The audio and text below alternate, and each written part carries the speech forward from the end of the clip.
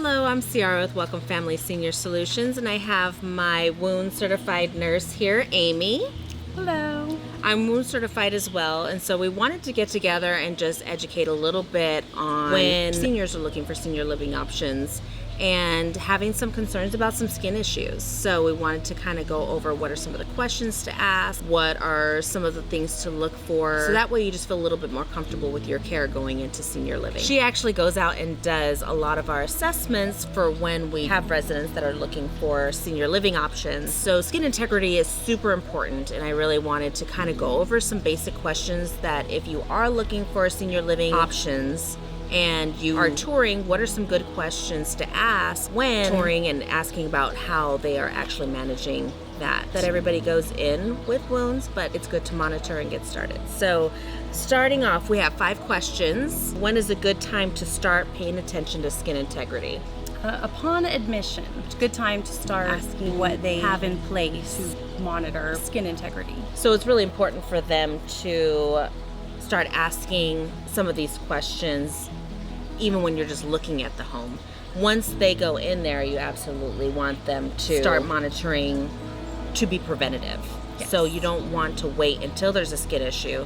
You want to start upon admission. How would you expect a facility to be monitoring some of this stuff? Do they have weekly or bi-weekly skin checks if they're giving them showers where they can see their whole body?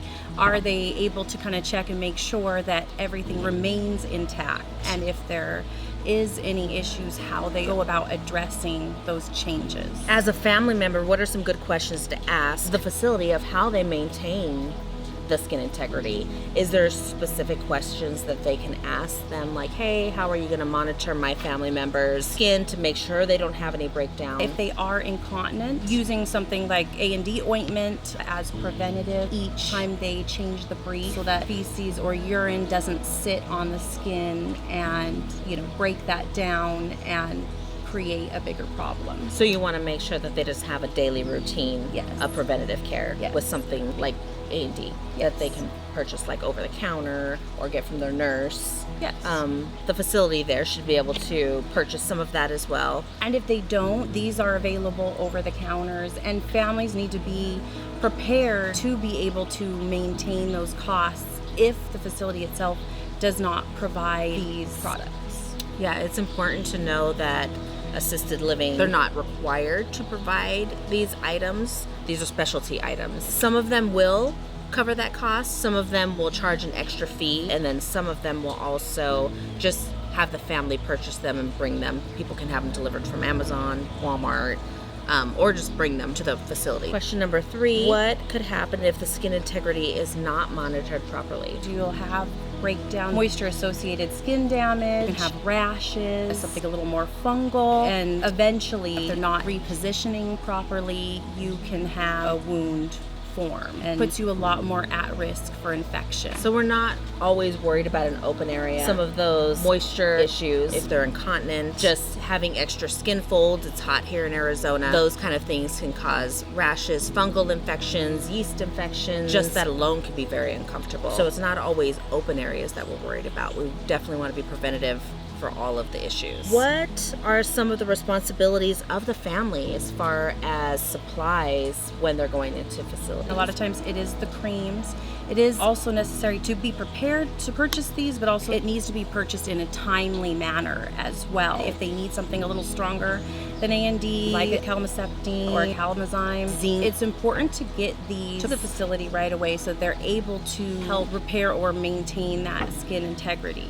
Also things like if they are not able to reposition very well or at all, whether they have a wound or not, they may need to purchase offloading devices. They want something that usually goes from the back of the knee all the way to the toes. That way the heel itself is not touching. You don't want the heel to be touching anything. A lot of people use folded pillows, but the heel's still against the folded pillow or the bed, and that is not properly offloaded.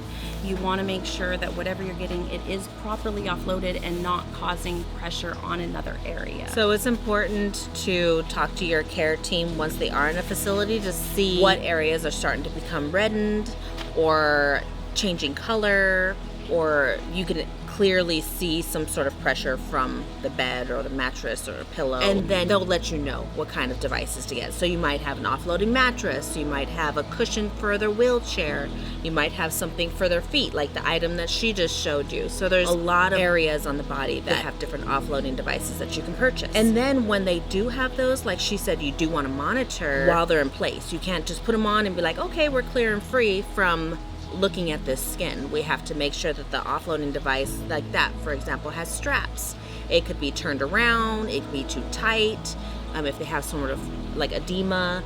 There's a lot of things that you just have to keep monitoring, especially if you're already knowing there's a possibility of skin breakdown. Last question, if skin breakdown does happen, what resources does the facility use to treat the skin issues? Do they have the proper resources? Are they able to call in home health to be able to, monitor minor issues? If there does happen to be a wound and it's a lot more difficult, do they have a wound clinic they work with? Or there are mobile wound specialists that are able to come in, which is different from just a regular nurse, someone who is a certified and a specialist in that field, in order to heal a wound as quickly as possible. Are they able to get these services in as quickly as possible? Do they know who to reach out to? So as far as assisted living, they are not considered a nursing service. So having this licensed nursing set of eyes is going to really help the progress of clearing things up, trying to keep them healthy. You don't want any delay in care.